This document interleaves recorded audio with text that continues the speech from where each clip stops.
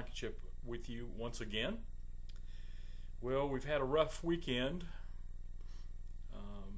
The violence has escalated, and so has the rhetoric and vitriol surrounding this sordid, mindless act of violence.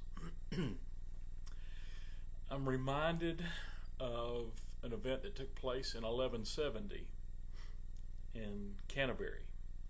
The Archbishop, Thomas Becket, was not exactly being held in high esteem by Henry II. Henry was over in France taking care of business, and he's proclaimed to have said something to the effect of, well, won't somebody rid me of this guy? Or why isn't somebody who is in my service doing something for me about this? And 4 knights took it upon themselves to cross over to the English Channel to go to Canterbury and proceeded to murder Becket, thinking they were carrying out the wishes of the king. I've had the opportunity to visit Canterbury and to see the spot where Becket was murdered. Becket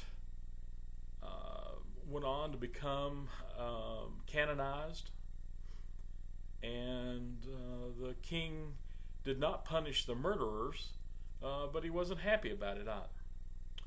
Well, I think this event lends credence to the arguments that words have impact.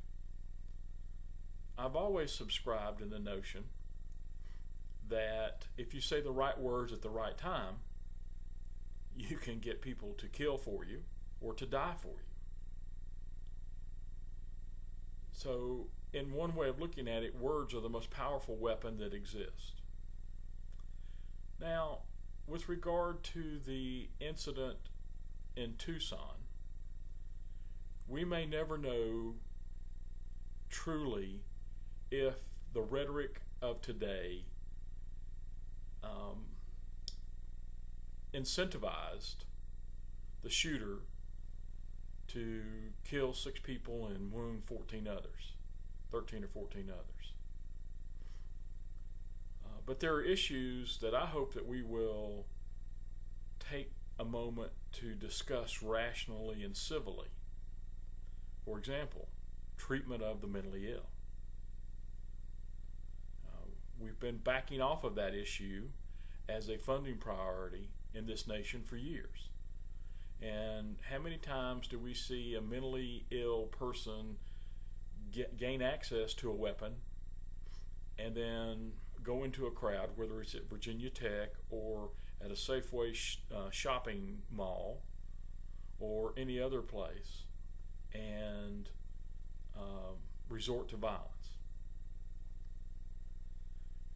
But also, we have to put this shooting in the larger context of how much political violence actually occurs in this country. At the same time that this event was taking place, various elected and appointed officials have been receiving incendiary devices in the mail. And remember, it wasn't too long ago that we were worried about anthrax in the mail. We've seen police officers deliberately targeted. We've seen security guards deliberately targeted.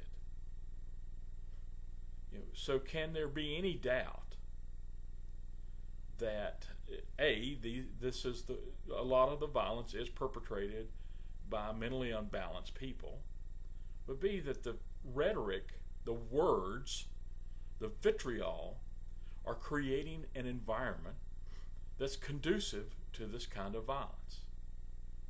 Now, again, I agree. I doubt that the shooter read Sarah Palin's map of targets or anything, but is that really the kind of discussion and dialogue we want to have in this country? Why can't we debate policies, and you name it, whether it's immigration, health insurance reform, whatever the issue of the day is? like adults, instead of resorting to violence and instead of advocating violence. When you use those words, just like Henry II,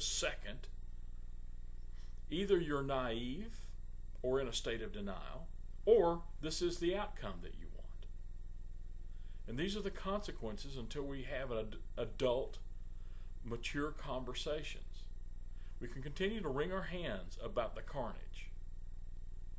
As we've learned in this class, gun control, that is the supply of guns, is beyond our capability to do anything about.